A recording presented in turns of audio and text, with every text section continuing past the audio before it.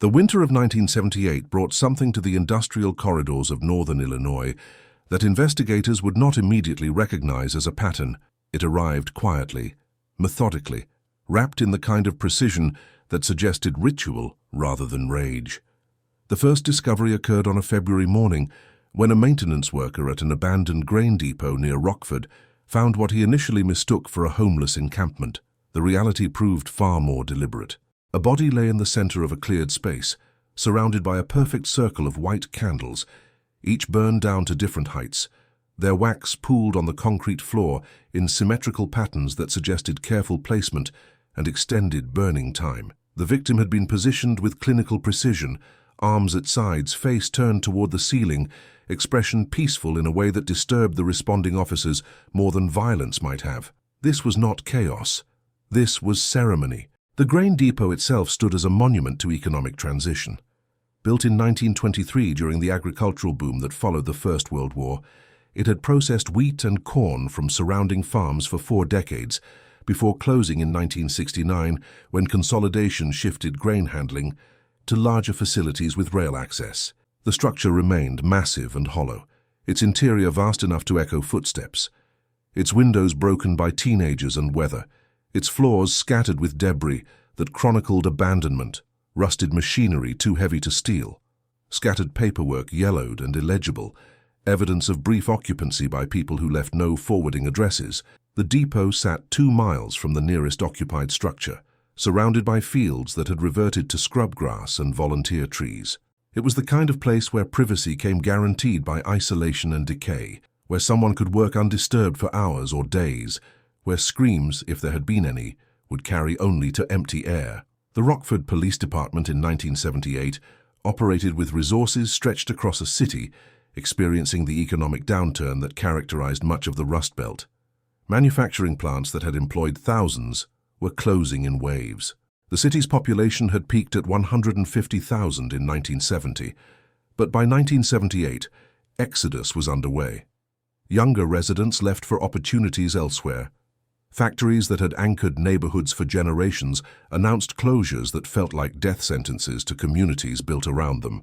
The social fabric that had sustained civic life, union halls where workers organized, church socials that structured weekends, neighborhood taverns where men gathered after shifts to wash away the residue of labor with cold beer and familiar conversation, began to fray as the economic foundation eroded.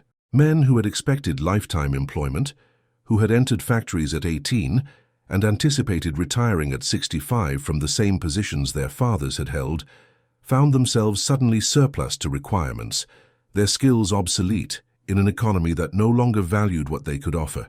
Detective Raymond Kowalski, assigned to the grain depot case, understood this landscape with personal intimacy. He had grown up in Rockford's East Side, son of a machinist who had worked 32 years at the same automotive parts plant before being laid off in 1975 at age 53. He had watched his father's generation struggle with displacement, seen proud men who had built lives around steady paychecks and union benefits reduced to day labor or chronic unemployment, witnessed the psychological toll of economic irrelevance that settled over his father's shoulders like a physical weight. His father had never worked again after the layoff, had spent 4 years drinking quietly and watching television before a heart attack took him in 1979.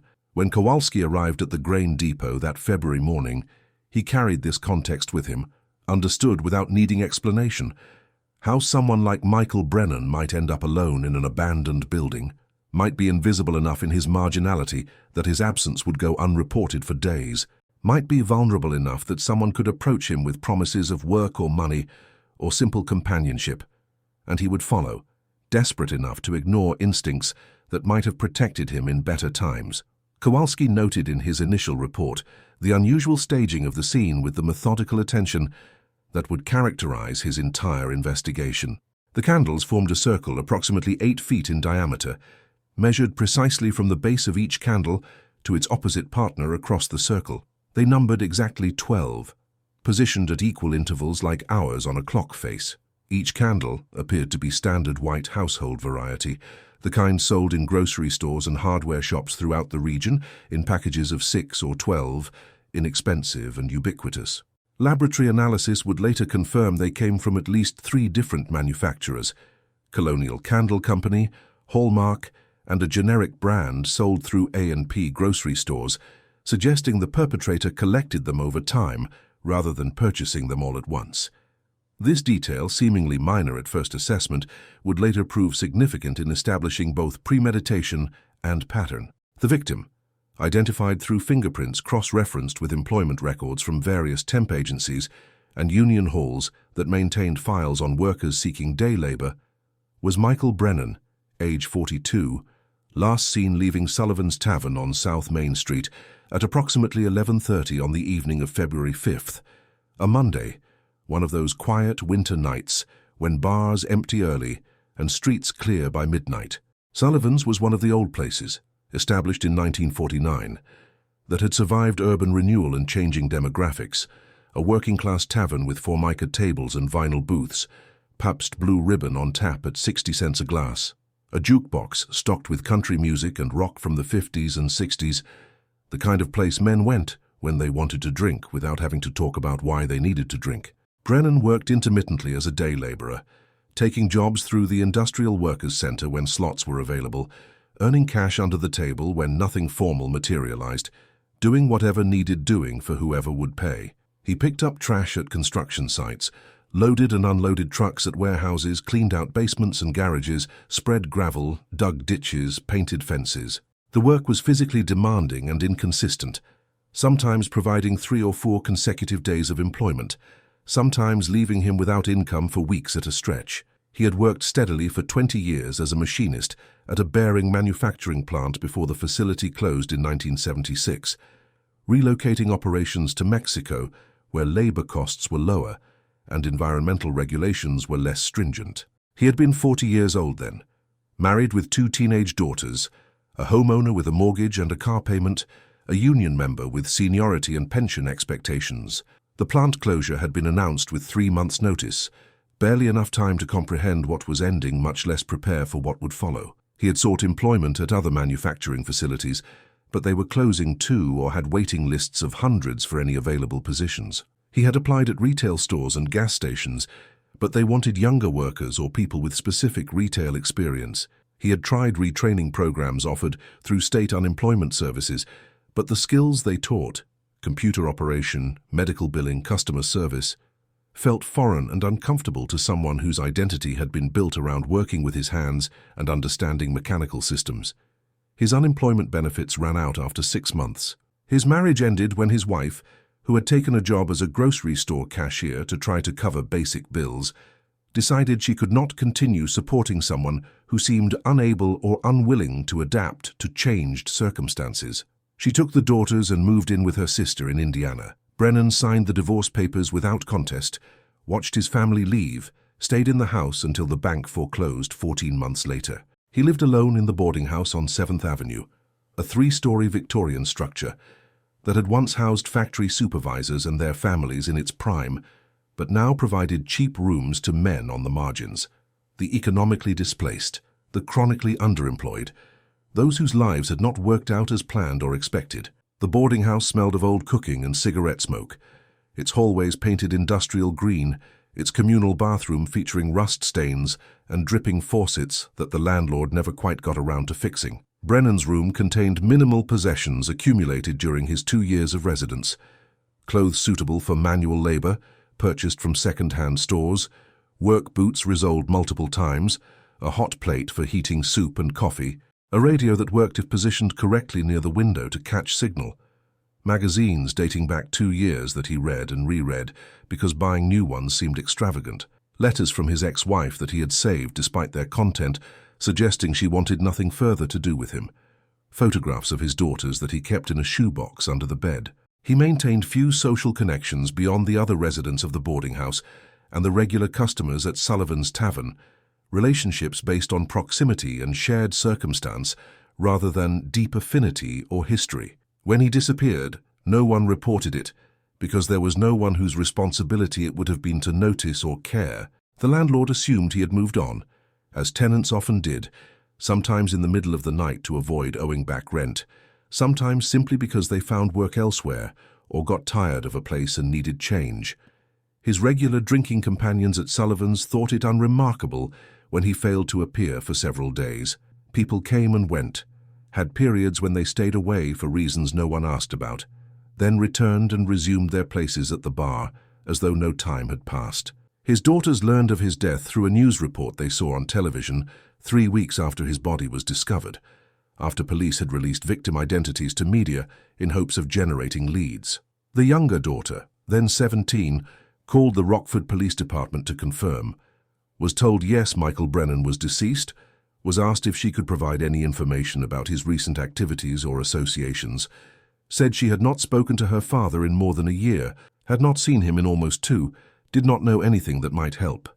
She did not claim the body. She did not attend any memorial service, though none was held. He was buried in a county cemetery plot reserved for indigent deceased, his grave marked with a simple concrete marker bearing his name and dates. Nothing about who he had been or what his life had meant before it contracted to the point where his death occasioned no immediate mourning. The medical examiner determined death had occurred approximately 48 hours before discovery, caused by asphyxiation resulting from respiratory depression induced by chemical agent. The specific mechanism appeared to be chemical poisoning rather than mechanical obstruction, not strangulation or suffocation, but rather introduction of a substance that suppressed respiratory function progressively until breathing simply ceased, death coming gradually rather than suddenly, the body shutting down by degrees. There were no signs of struggle, no defensive wounds on hands or arms that would suggest he had attempted to fight off an attacker, no indication of restraints having been used to control his movements. The absence of such evidence suggested either complete incapacitation before death or willing compliance with whatever was being done to him, neither possibility providing comfort to investigators trying to reconstruct his final hours. The specific mechanism appeared to be chemical rather than mechanical, poisoning with something that suppressed respiratory function until breathing simply ceased. There were no signs of struggle, no defensive wounds on hands or arms, no indication of restraints having been used. Toxicology revealed a blood alcohol content of 0.12, enough to impair judgment significantly, but not enough to render someone unconscious. More interestingly, the toxicology also showed traces of chlorpromazine, a powerful tranquilizer typically used in psychiatric settings to calm agitated patients. The dosage present suggested intentional administration in combination with alcohol, creating a state of extreme sedation and complacence without complete unconsciousness. The examiner noted bruising on the upper arms consistent with being held or guided, but the lack of other trauma suggested compliance rather than force.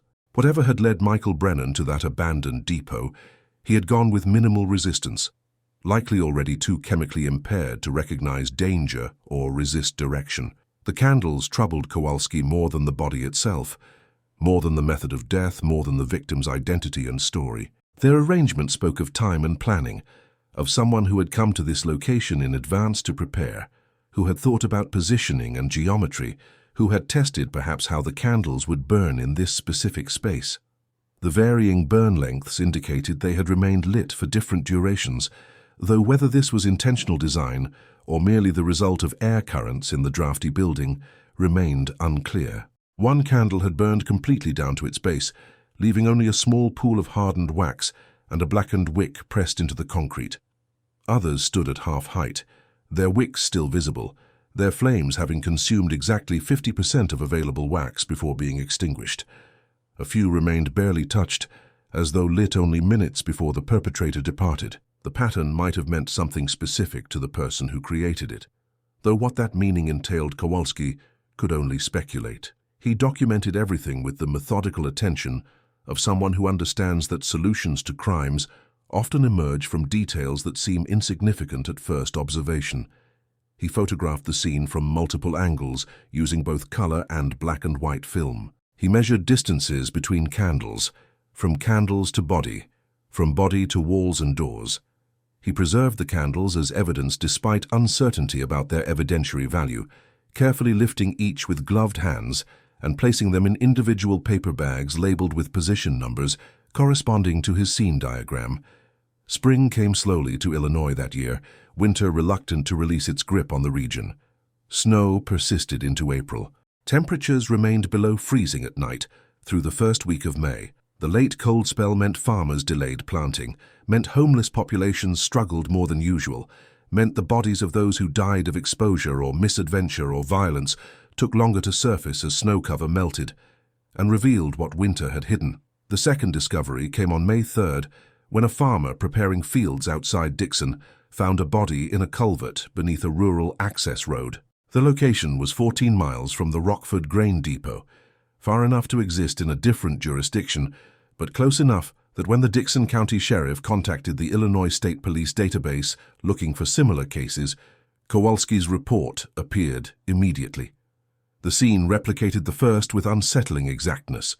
12 white candles arranged in a perfect circle, 8 feet in diameter. The victim positioned centrally, arms at sides, face upward. The candles had burned at different rates, creating the same irregular skyline of white pillars that had characterized the Rockford scene. This victim, identified as Thomas Hayes, age 38, worked as a truck driver for Dixon Freight Lines, a regional carrier that moved agricultural equipment and supplies along routes throughout northern Illinois and southern Wisconsin. He had been reported missing by his employer after failing to complete a scheduled delivery run and not returning to the depot to check in. His truck had been found abandoned at a rest area on Illinois Route 2, keys in the ignition, logbook open to his last completed entry, no sign of struggle or theft. Police had initially assumed mechanical breakdown or medical emergency, had searched surrounding areas expecting to find Hayes collapsed or injured. Instead, he turned up 4 days later in a culvert 16 miles from where his truck was discovered. The medical examiner's findings mirrored the previous case with precision that eliminated any possibility of coincidence. Asphyxiation caused by chemical agent, likely the same chlorpromazine alcohol combination, administered in sufficient quantity to produce extreme sedation without immediate loss of consciousness. Blood alcohol content of 0.14, slightly higher than Brennan's but within the same range of serious impairment. No defensive wounds, no signs of restraint, no indication of sexual assault. Bruising on upper arms consistent with being guided or supported. Time of death estimated at approximately 60 hours before discovery, meaning Hayes had been missing and presumably in the perpetrator's control for nearly 3 full days before being killed and staged in the culvert. This extended time frame suggested either prolonged sedation or some form of containment, raising disturbing questions about what occurred during those missing days before the final ritual. The connection between cases became impossible to dismiss. 2 men, both in their late 30s or early 40s, both found in isolated locations that offered privacy and minimal risk of interruption, both surrounded by identical candle arrangements that spoke to ritual and symbolism rather than practical purpose. Kowalski reached out to the Illinois State Police, requesting formation of a multi-jurisdiction task force. They agreed immediately, recognizing the pattern. Understanding that whoever was responsible would likely continue, they assigned Detective Sarah Chen from the State Police Behavioral Analysis Unit, one of few women working in that capacity in Illinois at the time, someone whose academic background in psychology complemented Kowalski's street experience. Together, they began constructing a profile of the perpetrator and a geographic analysis of the crimes. They discovered something else that linked the cases beyond the obvious ritual elements. Both men had been seen in the days before their disappearances, in proximity to a dark blue panel van. Multiple witnesses in Rockford recalled such a vehicle parked near Sullivan's Tavern on the night Brennan disappeared. 2 truck drivers remembered seeing a similar van at the rest area where Hayes's truck was found, parked in the back section reserved for commercial vehicles, present for several hours on the day Hayes went missing. The van was described consistently as older model, possibly early to mid-70s vintage, either Ford Econoline or Chevrolet Beauville based on body style, dark blue with some visible rust around wheel wells, unremarkable except for a magnetic sign on the driver's side door that appeared to advertise some kind of service business. No one could recall the specific wording on the sign, but several witnesses remembered the general impression it created, something to do with property maintenance, cleanup work, services that would not seem unusual in industrial or rural areas. Illinois in 1978 represented a landscape of economic transition and social displacement that created conditions favorable to predatory behavior targeting vulnerable populations. The manufacturing base that had sustained communities for generations was collapsing under pressures of foreign competition, automation, and corporate restructuring that favored consolidation over local employment. Towns that had grown around single major employers found themselves suddenly without economic foundation. The social safety net remained minimal. Unemployment insurance ran out after 26 weeks. Disability determinations took months or years. Welfare came with stigma and bureaucratic barriers that many men found insurmountable to their pride. Men who lost employment often lost housing, family connections, self-identity. They drifted into a population that was visible in its aggregate. You could see them gathered at labor pickup sites, sleeping in bus stations, drinking in cheap bars, but invisible as individuals. No one tracked their movements. No one noticed when one disappeared, because there were always others to take their places in the landscape of marginality. The killer understood this vulnerability and exploited it with calculated efficiency. They targeted men who would not be quickly missed, whose absences would blend into the general transience of their lifestyles, whose deaths might be discovered days or weeks later, if discovered at all. This suggested someone who was not merely opportunistic, but strategic. Someone who studied their potential victims, assessed their level of social isolation, selected those who offered the optimal combination of accessibility and disposability. This level of planning indicated intelligence and organization, contradicted the common assumption that most violent criminals operated impulsively. This killer was thinking ahead, anticipating consequences, taking measures to minimize risk. The third victim appeared in July, discovered by teenagers exploring an empty warehouse in Sterling. The location sat in an industrial park that had been partially abandoned since a major employer relocated to Tennessee in 1974. Several buildings remained nominally in use, but most stood empty, their parking lots cracked and weed-grown, their loading docks accessible to anyone willing to break a padlock or pry open a service door. The teenagers had entered looking for a place to drink away from parental supervision. Instead, they found a body surrounded by the now familiar circle of 12 candles, arrangement identical to previous scenes, victim positioned with the same careful attention to symmetry and presentation. Harold Simmons, age 44, had been living out of his car for the past 6 months, after losing a factory job in Moline and subsequently losing his apartment when he could not make rent. His car, a 1968 Plymouth Valiant, had been found 3 days earlier in a grocery store parking lot in Rock Falls. Doors unlocked, keys gone, registration and insurance documents in the glove compartment identifying Simmons as owner. Police had run the plates, found no warrants or violations, impounded the vehicle as abandoned property per standard procedure. When Simmons's body was discovered, they made the connection. The medical examiner's report replicated previous findings with precision that had by now become expected. Chlorpromazine and alcohol, asphyxiation, no defensive wounds, bruising on upper arms. The pattern was solidifying into something undeniable. All 3 men were middle-aged, economically marginal, socially isolated. All had been drinking before their deaths, though not to the point of unconsciousness. All had been found in abandoned industrial or rural locations that offered privacy and minimal chance of discovery. All had been surrounded by 12 white candles, arranged in identical circles.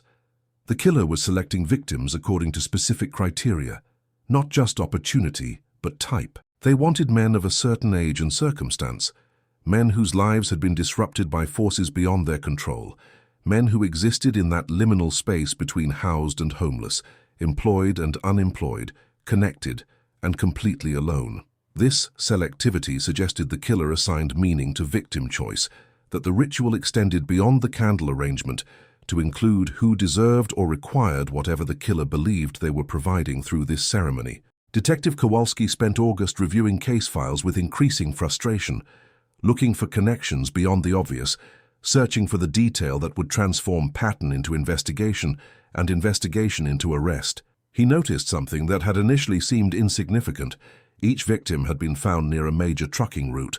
The locations, when marked on a map and connected, formed a rough triangle along Interstate 88 and US Route 30, corridors that connected Chicago to the Quad Cities and points west.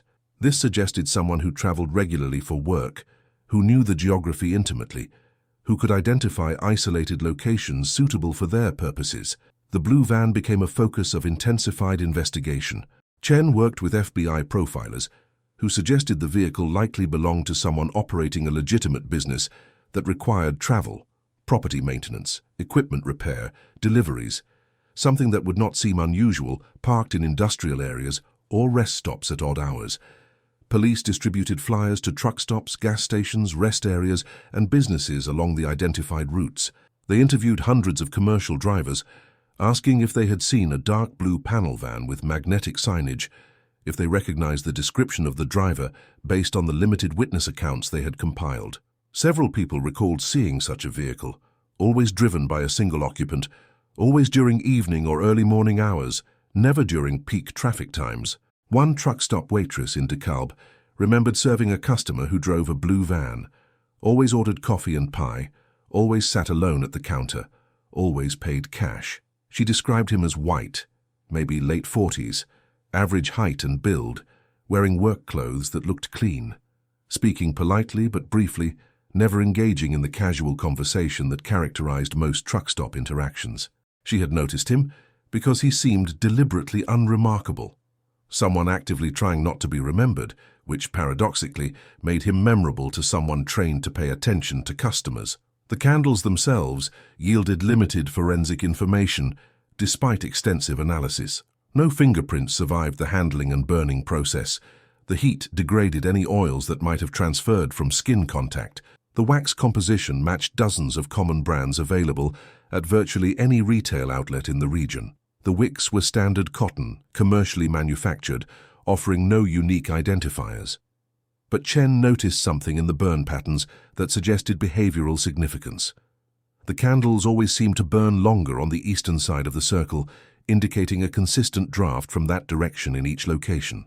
This meant the killer spent enough time at each scene to observe how the candles burned, to watch their flames flicker and dance, to witness the gradual transformation from solid pillars to liquid wax. This suggested they remained present for hours, sitting or standing in proximity to the dying victim, watching the ritual unfold, perhaps speaking or praying or simply maintaining vigil. The level of comfort this implied disturbed both investigators. This was someone who did not fear interruption, who had confidence born of experience in their choice of location and timing. They were patient, methodical, and practiced enough to predict when and where they could work undisturbed.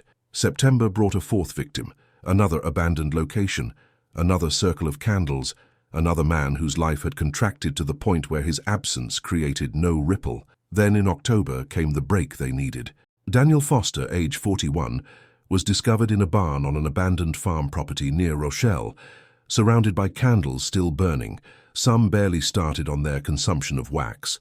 Unlike previous victims, Foster was still alive when responding officers arrived, though barely. The property owner, who lived in town and visited the farm only occasionally to assess its declining buildings before inevitable demolition, had driven out on a Saturday afternoon to show the property to a potential buyer. They saw smoke coming from the barn, thin wisps that might have been mistaken for dust or mist except for the smell, the distinct odor of burning wax, and something chemical underneath. They approached cautiously, found the barn door open, found Foster in the center of a candle circle identical to previous scenes.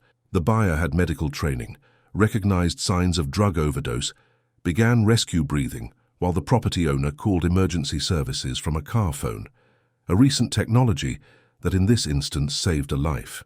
Paramedics transported Foster to Rochelle Community Hospital, where he remained in critical condition for 18 hours, drifting between consciousness and coma, his respiratory system struggling against whatever chemical agent had been introduced to his system. Doctors administered activated charcoal to absorb remaining toxins, provided oxygen support, monitored vitals that fluctuated alarmingly. During brief periods of lucidity, with Kowalski and Chen sitting beside his hospital bed, Foster provided fragmented but crucial information. He remembered accepting a ride from someone driving a blue van. The driver had seemed friendly, professional, had mentioned knowing about day labor opportunities available immediately, cash payment for a few hours of work clearing out an old building. Foster, who had been unemployed for 7 months and was desperate enough to take any work regardless of source, had accepted without hesitation. They had driven for a while, maybe 20 minutes or half an hour, talking casually about the economy, about how hard it was to find steady work, about whether things would improve or continue deteriorating. The driver had seemed understanding, sympathetic even, someone who got what it meant to struggle. Then the driver had offered Foster a drink, said he had some whiskey in a thermos if Foster wanted to take the edge off before they got to work. Foster, seeing this as generosity rather than danger, had accepted. The whiskey tasted normal, perhaps slightly bitter but not enough to refuse. Within minutes he felt suddenly tired, his vision blurring, his limbs becoming heavy. He remembered trying to ask what was happening, remembered the driver's voice continuing to talk in soothing tones, saying everything would be all right, saying Foster could rest, saying there was nothing to fear. He remembered being helped from the van, being guided somewhere quiet and dim. He remembered candles, many candles, their flames seeming to multiply as his consciousness faded. He remembered lying down, though he could not say if he chose to or was placed. He remembered the driver's voice continuing, speaking softly, words Foster could not quite understand but which seemed important somehow, seemed like they mattered even as everything else became distant and unimportant. Then nothing until he woke to different voices, to emergency workers, to pain in his chest from revival efforts, to confusion about where he was and how he had arrived there. Foster survived. His respiratory system, perhaps younger and more resilient than previous victims, perhaps less saturated with alcohol before the poisoning began, managed to maintain minimal function until rescue arrived. His account provided the crucial link investigators needed. The killer used a blue van. The killer offered work as pretext. The killer provided drugged alcohol to induce compliance. The killer transported victims to prepared locations where candles waited. The killer remained with victims, speaking to them as they died, performing some verbal component to the physical ritual. This was not someone who killed and left. This was someone who saw the dying as participatory, who needed to witness and narrate the process, who assigned meaning to each stage from initial contact through final extinguishment of life. The blue van became the singular focus. Police knew it was a panel van, dark blue, likely early to mid-70s model, with removable magnetic signage advertising property services. They knew it traveled regularly along Interstate 88 and US Route 30. They knew the driver used it for legitimate work purposes alongside the murders, maintaining a facade of normalcy that allowed him to operate in plain sight. With Foster's survival and description, they added crucial details.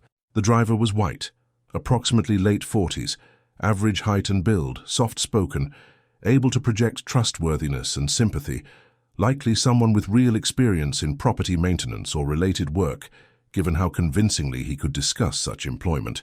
This description still matched hundreds of men in northern Illinois, but the specificity of the vehicle narrowed the field considerably. November brought another victim before investigators could identify a suspect, a discovery that intensified pressure from media and political leadership demanding resolution. The sixth body appeared near Oregon, Illinois, another small community along the established geographic pattern.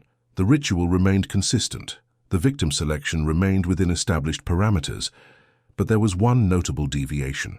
Robert Chen, age 39, did not fit the expected demographic as precisely as previous victims. Chen held a master's degree in electrical engineering from Northwestern University. He had worked for 15 years at a defense contractor designing avionics systems. He owned a home in Evanston, had been married, had 2 children. His descent into the vulnerable population the killer targeted had been recent and precipitous, the result of a mental health crisis following his wife's decision to file for divorce. Chen had experienced what his psychiatrist later described as a psychotic break, manifesting as paranoid delusions about surveillance and conspiracy. He had lost his security clearance, subsequently lost his job, been hospitalized briefly, released with medication he sometimes took and sometimes did not. He had abandoned his home, left his possessions, disappeared into a transient existence that lasted only 3 months before the killer found him. His family had been searching desperately, had filed missing person reports, had hired a private investigator. His death was reported within hours of discovery. His identity confirmed immediately through fingerprints on file from his security clearance applications. Chen's inclusion in the victim profile suggested either escalation or expansion. He represented a different type of vulnerability, educated and accomplished, but temporarily displaced by mental illness rather than permanent economic marginalization. His selection indicated the killer was either becoming less selective or was redefining their victim criteria to include anyone existing in liminal spaces regardless of how they arrived there. Either interpretation suggested increased danger.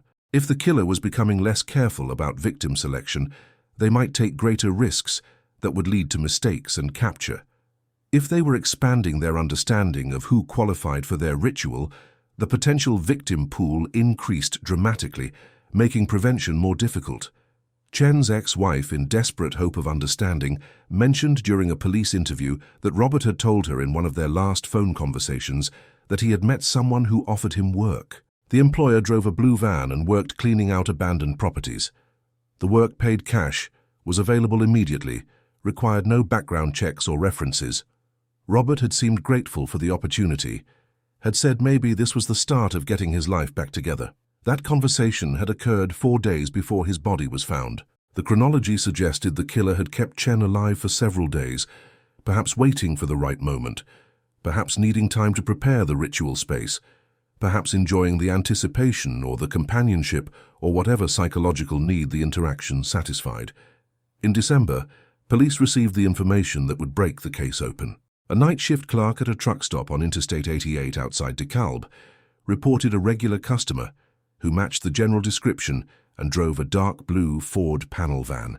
The customer stopped in approximately every 5 to 7 days, always between 10 p.m. and midnight, always alone, always purchasing the same items: coffee, pre-made sandwiches from the deli case, occasionally snack foods, and with curious frequency, white candles from the automotive and home goods aisle.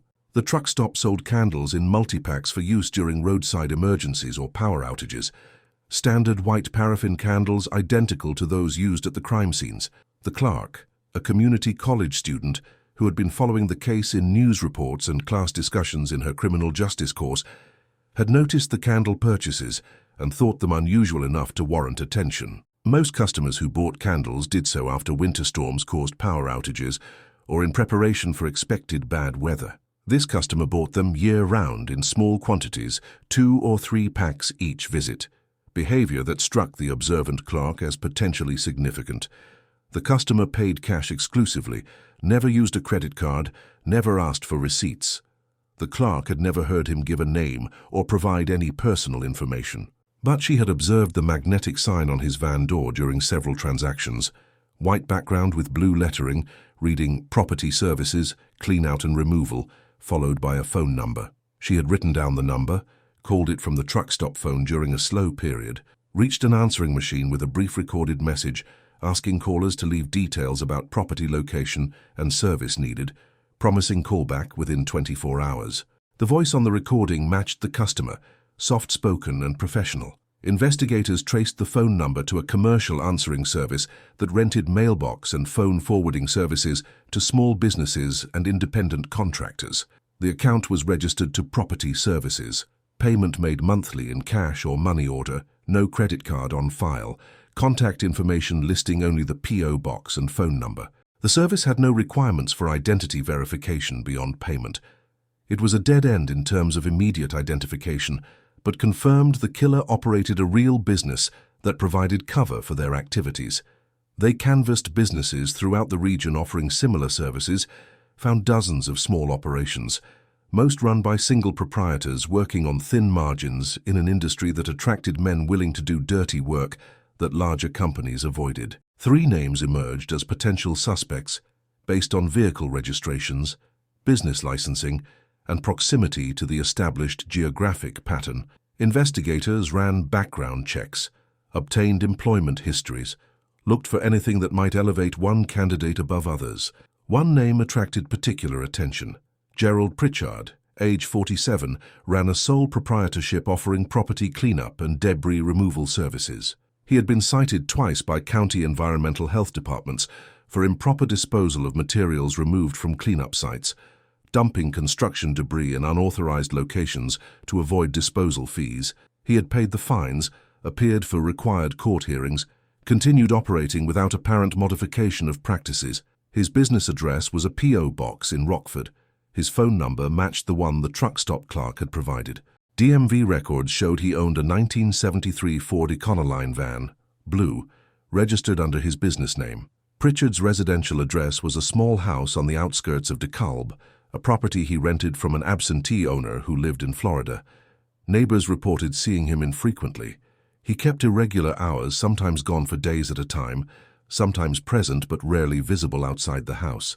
He maintained no obvious social connections in the neighborhood, did not attend community events, declined casual invitations to backyard barbecues or block parties.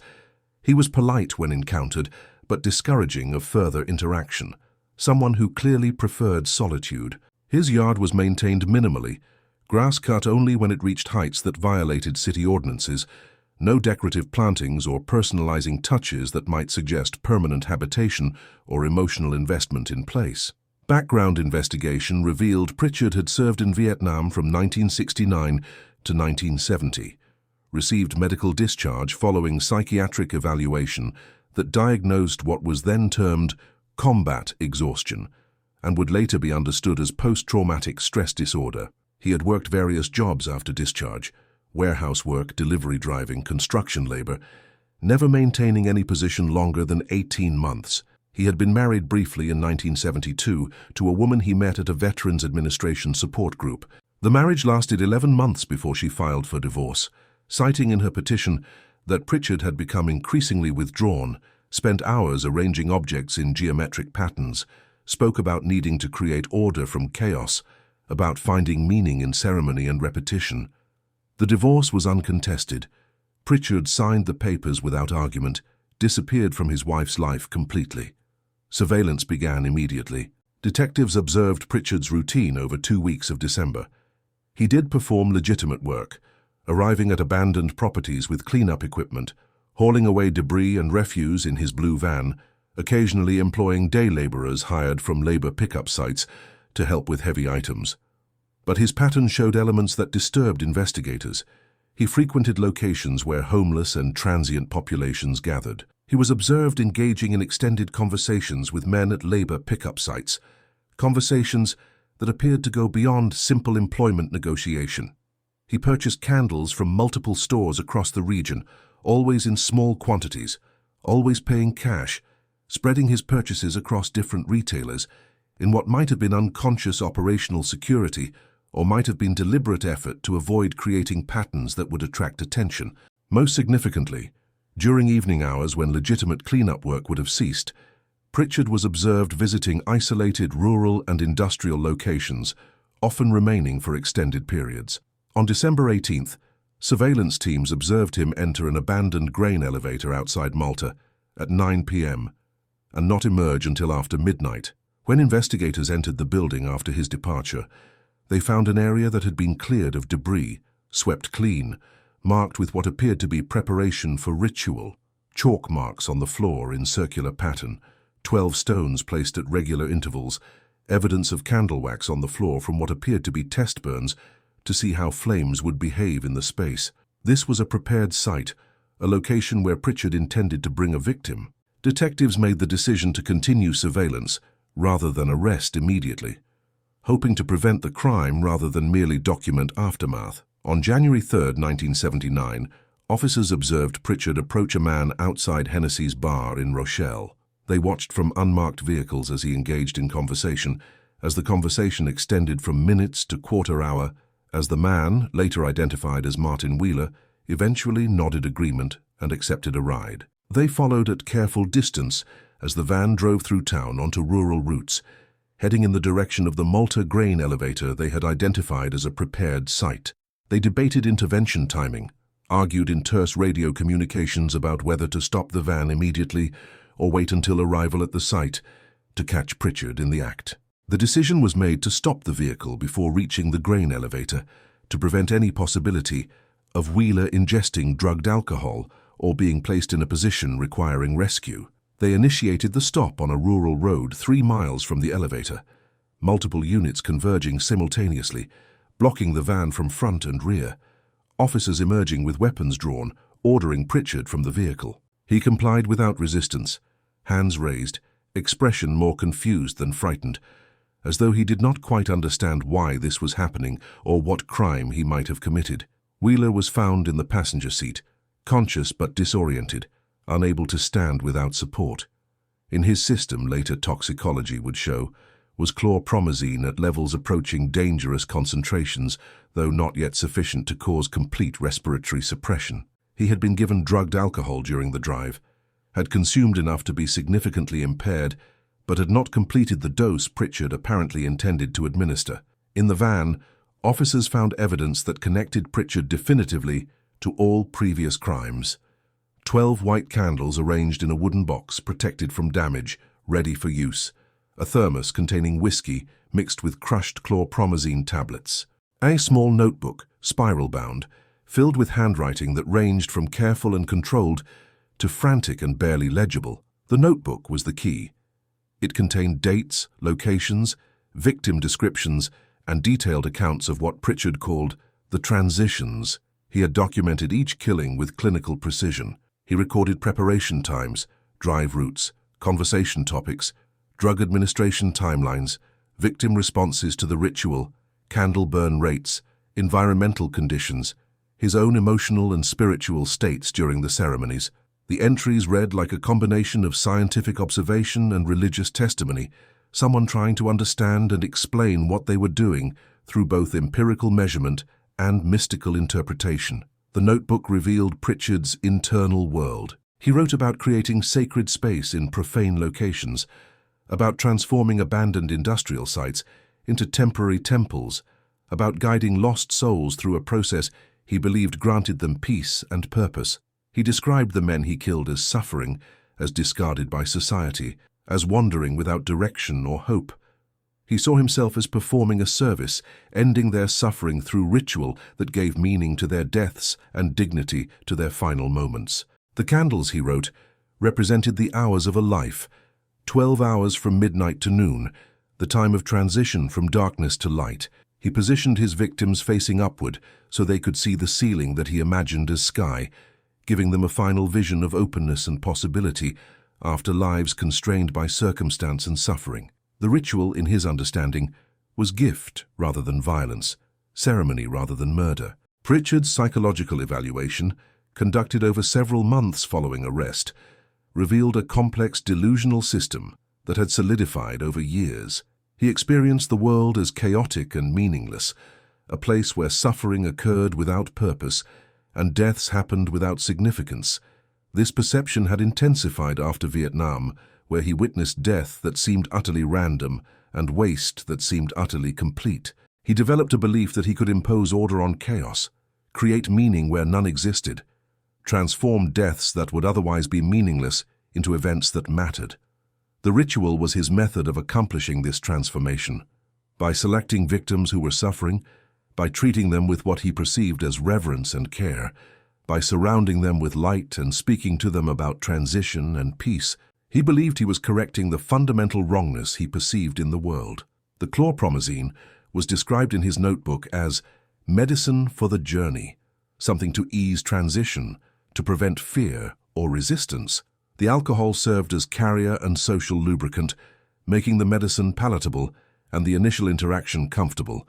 He did not see himself as drugging victims, but as preparing them, helping them achieve the proper mental state to receive what he was offering. He did not see the candles as staging or symbol, but as actual light, illumination in darkness, warmth in cold spaces, presence in abandonment. When asked by psychiatrists what he thought the men experienced as they died, Pritchard became animated in a way he rarely displayed, said they felt relief, felt seen and valued, felt that their suffering had ended and their deaths would mean something. When asked how he knew this, he said he could see it in their faces, in the relaxation of features, in the peaceful expressions they wore when he positioned them for their final rest. The psychiatric testimony at trial was extensive and contradictory. Defense experts argued Pritchard suffered from severe mental illness that prevented him from understanding the wrongfulness of his actions within any shared reality. They pointed to the delusional system, to his inability to see murder in his actions, to his genuine belief that he was providing service and care. Prosecution experts countered that Pritchard's careful planning, his ability to maintain a business and normal social facade, his modification of methods when circumstances required, all suggested sufficient contact with reality and sufficient understanding of social rules to warrant criminal responsibility. They noted he selected isolated locations specifically to avoid interruption, suggesting awareness that others would not approve of his activities. They noted he used drugged alcohol to ensure compliance, suggesting awareness that his victims might resist if fully conscious. They noted he disposed of evidence carefully, suggesting concern about legal consequences. The trial lasted 3 weeks, every day filled with testimony that explored the boundaries between delusion and culpability, between mental illness and criminal intent. The courtroom was packed with journalists, true crime enthusiasts, students of criminal justice, family members of victims seeking understanding or closure, or simply presence at the proceedings.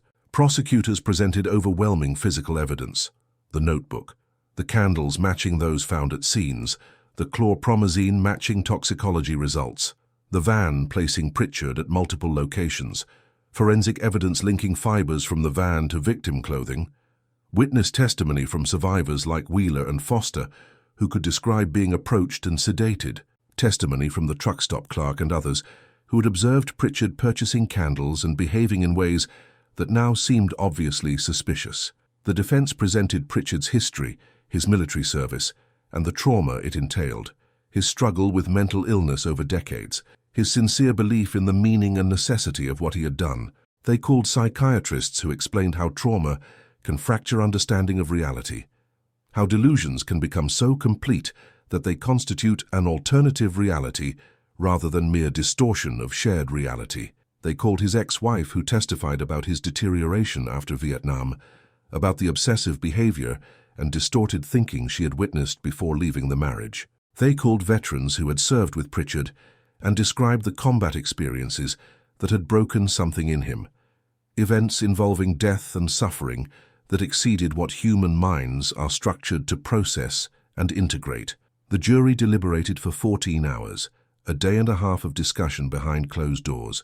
They reviewed evidence, reread portions of testimony, asked for clarification on legal definitions of sanity and criminal responsibility. They emerged with a verdict that seemed to satisfy no one completely, but reflected their best attempt at justice within available frameworks. They found Gerald Pritchard guilty on 6 counts of first-degree murder and 1 count of attempted murder. They rejected the insanity defense, not because they doubted his mental illness, but because they concluded his behavior demonstrated sufficient awareness of social norms and legal consequences to meet the minimal threshold for criminal responsibility. The judge, in pronouncing sentence, acknowledged the complexity of the case, the genuine mental illness that had shaped Pritchard's actions, the trauma that had contributed to his psychological deterioration, but he noted the calculated nature of the crimes, the careful selection of vulnerable victims who would not be quickly missed, the methodical planning that had allowed Pritchard to evade detection for nearly 2 years. He cited Pritchard's ability to maintain a business, to present himself as normal and trustworthy, to modify his methods when circumstances required, all suggesting sufficient cognitive function to understand his actions and their consequences. He sentenced Pritchard to 6 consecutive life terms without possibility of parole, to be served at the maximum security facility at Pontiac Correctional Center. Pritchard showed no emotion when the sentence was read. He sat motionless at the defense table, hands folded before him, expression distant as though observing proceedings that concerned someone else entirely. When given an opportunity to speak before sentencing, he declined with a small shake of his head. When asked by the judge if he understood the sentence, he replied simply, "Yes," his voice barely audible in the courtroom. He was led away by correctional officers, disappeared into the prison system, became a number and a case file rather than an active threat to public safety. The investigation's conclusion brought mixed relief to northern Illinois communities. The immediate threat had ended, but the realization of what had occurred in their midst, the vulnerability of their most marginal populations, the ease with which someone could operate undetected for so long, these recognitions persisted uncomfortably. The case prompted changes in how missing persons reports were handled, particularly for transient and homeless individuals. Police departments began maintaining better communication about unsolved cases, sharing information more readily across jurisdictions. Social service agencies increased outreach to vulnerable populations, trying to create connections that might prevent the kind of isolation that had made Pritchard's victims so accessible to predation. Detective Kowalski retired in 1983, 4 years after the case concluded, after 31 years in law enforcement. He carried with him the memory of those scenes, the perfect circles of white candles, the peaceful faces of men who had died, believing, perhaps, that they were finally being seen, finally mattering to someone, even if that someone's recognition came through the lens of profound delusion. In interviews conducted years later for a book about the case, he would say the candles haunted him more than the bodies, that he could not see white candles in any context without thinking of those empty spaces, those abandoned buildings, those men whose lives had contracted to the point where their death seemed almost inevitable, just waiting for the specific form it would take. The families of the victims, what families could be located, as several men had died estranged from relatives who learned of their deaths only through news reports, grappled with grief, complicated by guilt and confusion. Several had lost touch with their sons or brothers or fathers years before the murders, had made or failed to make efforts to maintain connection, had allowed relationships to dissolve under pressures of disappointment or addiction or mental illness or simple distance. The murders were endings, but the losses had begun long before Pritchard ever approached these men.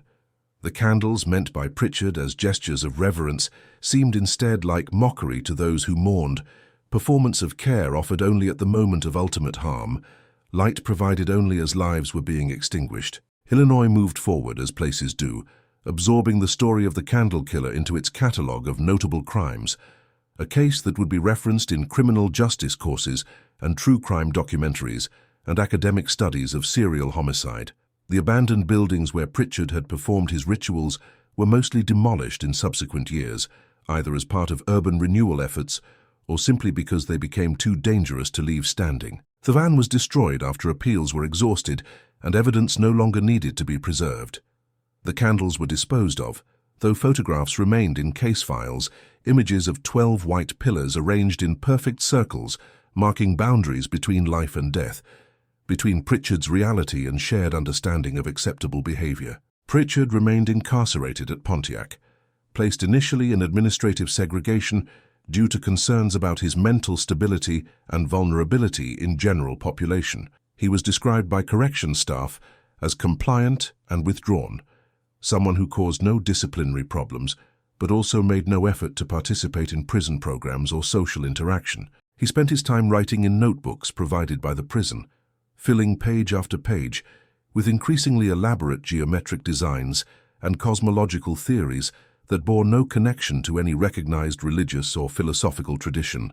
The candles appeared in these drawings arranged in circles and triangles and star patterns, configurations that suggested mathematical precision but contained no actual mathematical content.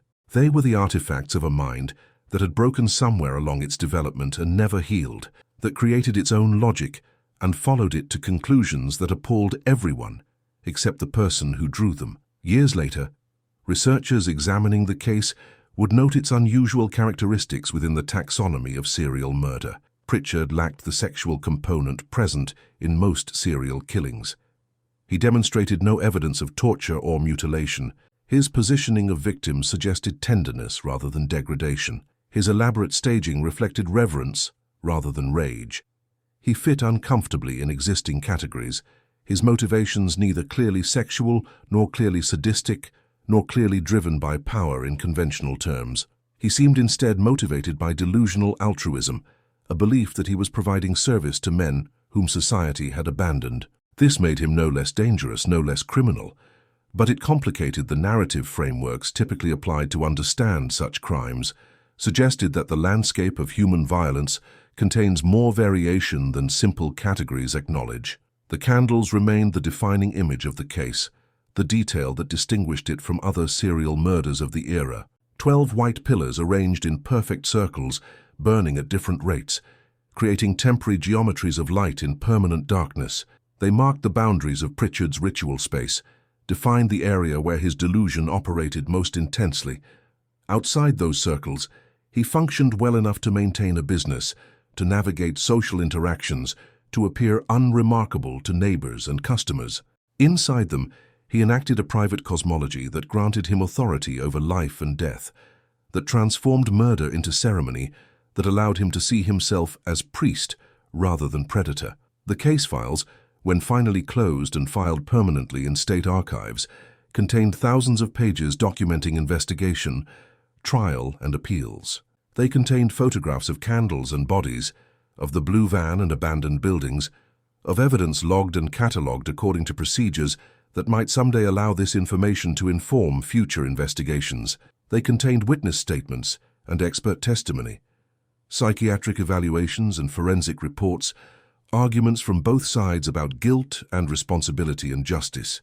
But they could not contain the essential mystery of how someone becomes capable of such actions, how internal reality diverges so completely from shared understanding that killing seems like kindness, that ending lives appears as giving them meaning. Detective Chen, who had worked the case alongside Kowalski, moved to the FBI's Behavioral Science Unit in 1982, bringing with her the lessons learned from Pritchard.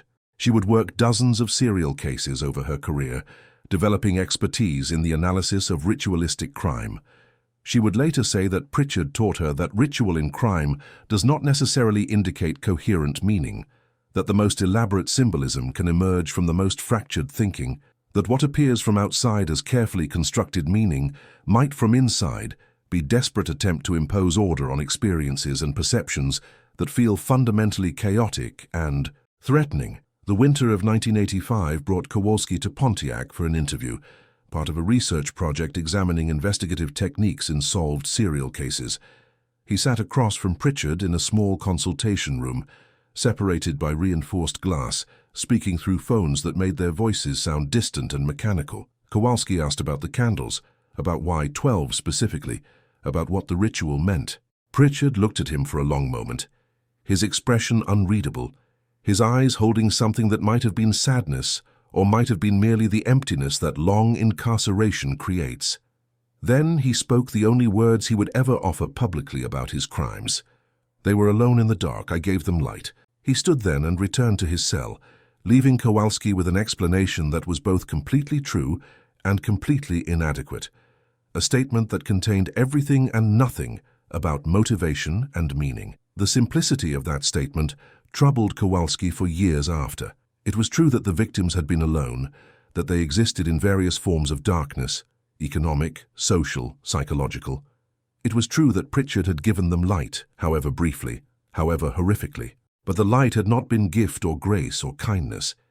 It had been the illumination that comes from fundamentally broken understanding of human value and human connection. The candles had burned in empty spaces, witnessed by no one who cared, marking deaths that mattered only in their violation of the basic social contract that says we do not kill regardless of how invisible or marginal the victim might be. The 12 candles burn now only in memory, in case files and research papers, in the conversations of investigators who worked the case and occasionally gather to remember those years when they hunted someone who killed with ceremony rather than rage.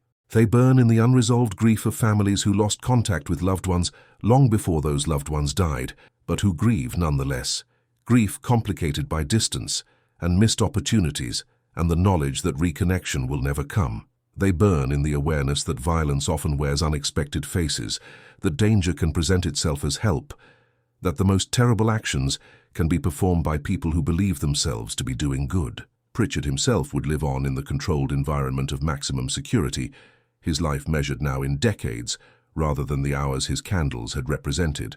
By 1995, after 16 years of incarceration, corrections staff noted he had achieved a kind of equilibrium within prison routine. He worked in the prison library, shelving books and processing requests, a job considered suitable for someone who posed no violence risk but required isolation from general population due to mental instability. He ate meals alone in his cell, exercised during periods when the recreation yard was otherwise empty, maintained cordial but minimal interaction with guards and other staff. He was described in psychological evaluations as withdrawn but stable, someone who had found ways to function within the narrow confines of his existence, whose delusions had not resolved, but had been contained within spaces that posed no immediate danger to others. The notebooks he filled continued to be monitored as part of his psychiatric treatment plan. They showed evolution of his internal symbolic system, the candles becoming more abstract over time, transforming from recognizable drawings into geometric patterns that suggested spiritual or mathematical significance he alone could perceive. He wrote occasionally about his crimes, though he never used that word, referring instead to the transitions or the ceremonies or simply the work. He expressed no remorse in any conventional sense, could not achieve the kind of recognition that might constitute genuine repentance. When asked by prison psychiatrists if he understood that what he had done was wrong, he would respond that he understood society considered it wrong, that laws had been broken, that consequences were appropriate according to social rules, he acknowledged, even if he did not fully internalize them. But he could not seem to reach the deeper understanding that might have allowed healing or transformation. The fracture in his consciousness remained, the gulf between his internal reality and shared understanding unbridgeable. His ex-wife was contacted in 1987 by a researcher writing about the case, asked if she would be willing to discuss her brief marriage to Pritchard and what she had observed of his deterioration. She declined initially, then reconsidered, agreed to a single interview in which she spoke for 3 hours about a man she had loved briefly and tried to help unsuccessfully. She described someone who had returned from Vietnam fundamentally altered, carrying experiences he could not articulate or integrate, haunted by sights and sounds and moral compromises that war demands of those who fight it. She remembered him waking from nightmares he would not describe, spending hours arranging and rearranging objects in their apartment, dishes, books, his clothing, according to patterns he said felt right but could not explain. She remembered conversations in which he expressed despair about the meaninglessness of suffering he had witnessed, about deaths that seemed to serve no purpose, about the fundamental injustice of a world where people died randomly and painfully without dignity or recognition. She had tried to support him, had encouraged him to continue treatment at the VA hospital, had attended therapy sessions with him when therapists thought couples counseling might help. But his condition worsened rather than improved, his disconnection from conventional reality deepening, his need for ritual and order becoming more pronounced and inflexible. He began speaking about needing to create meaning, about having been shown something in Vietnam that he could not articulate, but that required response, about obligations he felt to do something that would matter in ways that ordinary life did not. She had not understood then what he meant, had thought he was speaking metaphorically about finding purpose or doing good in the world. Only after his arrest did she realize he had been describing, as clearly as he could manage, the delusional system that would eventually lead him to murder. She felt guilt, she told the researcher, about not recognizing the danger, about not doing more to keep him in treatment, about leaving the marriage rather than fighting harder to help him. But she also felt angry at systems that had failed him, at a Veterans Administration overwhelmed with damaged men and unable to provide adequate care, at a society that sent young men to war and then abandoned them when they returned broken, at Pritchard himself for choosing to act on his delusions rather than recognizing their pathology and seeking help.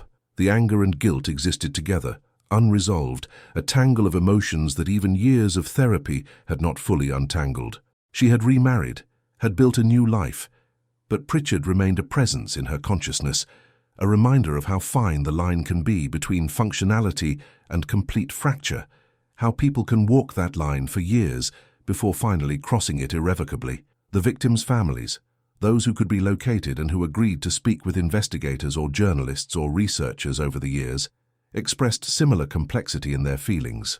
Brennan's daughter, interviewed in 1992 when she was 28 and had children of her own, said she had spent years angry at her father for not finding a way to survive the economic collapse that had dismantled his life, for choosing drinking and isolation over fighting to maintain connection with his family. His death, she said, felt almost like continuation of a process that had begun years earlier, the final step in a disappearance that had started long before Pritchard ever approached him. She mourned not just his death, but the years of absence that preceded it, all the times she had needed a father, and he had been too lost in his own suffering to be present. She mourned the man he had been before unemployment broke something in him, the father who had attended her school concerts and taught her to ride a bicycle and made her feel protected and valued. Hayes's widow spoke of similar loss compounded over time. She had divorced him 2 years before his death, after his drinking became something she could no longer tolerate or enable, after his depression made him someone she no longer recognized as the man she had married. His death meant she could never achieve the reconciliation she had sometimes imagined, never have the conversation where he got sober and acknowledged the damage his behavior had caused, and they found some kind of peace, if not reunion. Instead, his story ended with him alone in a culvert, drugged and surrounded by candles, killed by someone whose delusions gave his death a meaning he probably would have rejected if he had been conscious to understand what was happening. She grieved for him, but she also grieved for herself, for the years she had spent trying to save someone who was drowning and pulling her down with him, for the guilt she felt at having survived by leaving, for the knowledge that his vulnerability to Pritchard had been created partly by the isolation her divorce had intensified. Illinois continued its existence, winter following winter, its population shifting with economic currents, its abandoned buildings being demolished or repurposed, its memory of the candle killer fading into the general background of notable crimes that mark any region's history. The case was taught in criminal justice courses at universities, used as an example in FBI training about ritual in serial crime, discussed in psychiatric conferences about the relationship between trauma and delusional systems. But for most residents of the towns where Pritchard had hunted, the case became something that had happened rather than something actively remembered, filed away with other disturbing events that people prefer not to think about unless specifically prompted. The grain depot where Brennan was found was demolished in 1983, the land purchased by a developer who built a small shopping center featuring a grocery store, a pharmacy, and several smaller retail shops. People who shopped there had no idea what the site had been. No marker identified its history, no memory was preserved of what had occurred within those walls. The culvert where Hayes was discovered remained, though county road crews cleared vegetation regularly now and installed better lighting, changes that came from general safety concerns rather than specific memory of what the location had witnessed. The warehouse in Sterling, where Simmons was found, burned in an accidental fire in 1986, was subsequently razed, the property returned to vacant lot status where it remained, too contaminated with industrial chemicals to allow residential development, too small and oddly shaped to attract commercial interest. Kowalski kept a photograph from the first scene, the grain depot with its circle of 12 candles surrounding Brennan's body, though he never displayed it and rarely looked at it after retiring. He kept it in a file folder in his home office, tucked among other case materials and commendations and retirement paperwork, a reminder of the case that had defined the final years of his career. Occasionally, usually late at night when sleep would not come, he would take out the photograph and study it, trying even in retirement to understand what Pritchard had been thinking, what internal logic had made this arrangement seem meaningful and necessary. He never arrived at answers that satisfied him. The photograph showed only surfaces, candles and concrete and a body positioned with care, but could not reveal the thinking behind the arrangement, the significance Pritchard had assigned to each element, the beliefs that had made murder seem like mercy. Chen, continuing her career with the FBI, used the Pritchard case as a teaching example when training new profilers, using it to illustrate how ritual can emerge from broken thinking rather than coherent symbolism, how the most elaborate staging can represent desperate attempt at meaning-making rather than expression of clear intent. She emphasized that investigators must avoid assuming ritual indicates sanity or careful planning, must recognize that delusion can be highly organized and still be fundamentally disconnected from reality.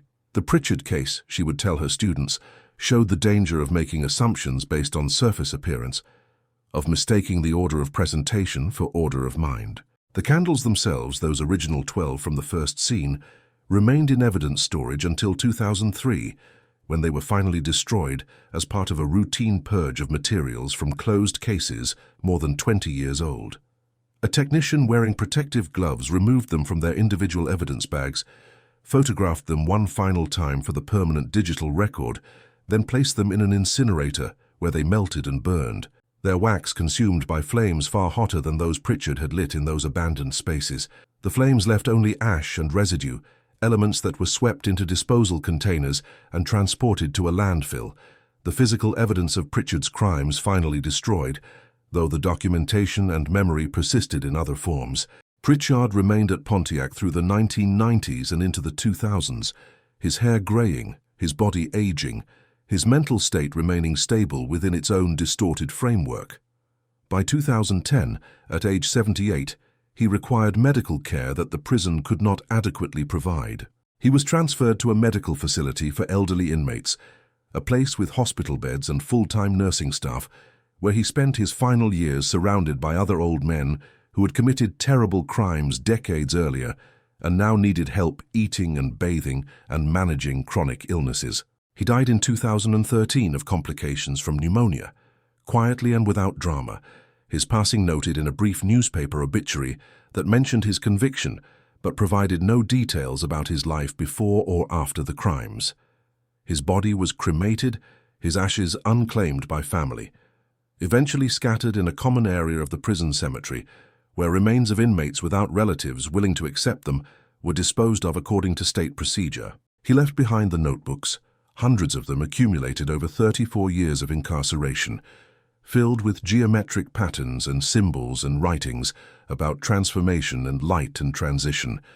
The prison retained them as part of his medical record for the required 7 years after death, then destroyed them as well, feeding them page by page into a document shredder, reducing his private cosmology to confetti that was baled and recycled, his internal world finally and completely erased from physical existence. The story of Gerald Pritchard and the 12 Candles remains now only in official records and academic studies and occasional true crime accounts that summarize the case in chapters or episodes devoted to unusual serial killers who do not fit conventional categories. The men he killed remain statistics in discussions of violence against vulnerable populations, examples in arguments about social safety nets and economic displacement, and the need for better mental health services. Their names are remembered by family members who carry private grief, by investigators who worked their cases, by researchers who study the dynamics that made them vulnerable to predation. But the general public, to the extent it recalls the case at all, remembers the candles more than the victims, the ritual more than the individual lives that were ended, the symbol more than the reality it represented. Illinois winter nights are long and dark, as they have always been. The abandoned buildings where Pritchard performed his ceremonies are mostly gone now, demolished or reclaimed, replaced by new construction or returned to agricultural use, by the slow processes that allow places to forget what occurred within them.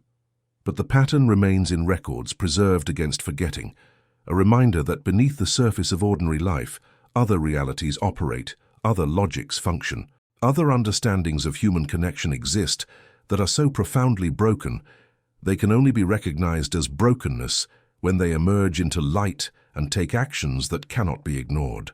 The light the candles gave was cold light, the illumination of exposure rather than warmth, revealing truths about vulnerability and violence that those who investigate such matters carry forward into whatever years remain to them. Truths marked by 12 white candles burning in darkness, burning down at different rates, creating patterns that meant everything to one person and represented only horror to everyone else, burning out eventually as all candles must, leaving only wax and ash and memory, and the knowledge that darkness returns when light fails, as it always does, as it must.